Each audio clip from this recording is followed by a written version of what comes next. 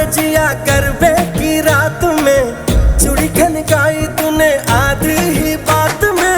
सनन सनन जाए रजिया करबे की रात में, चूड़ी खनकाई तूने आधी ही बात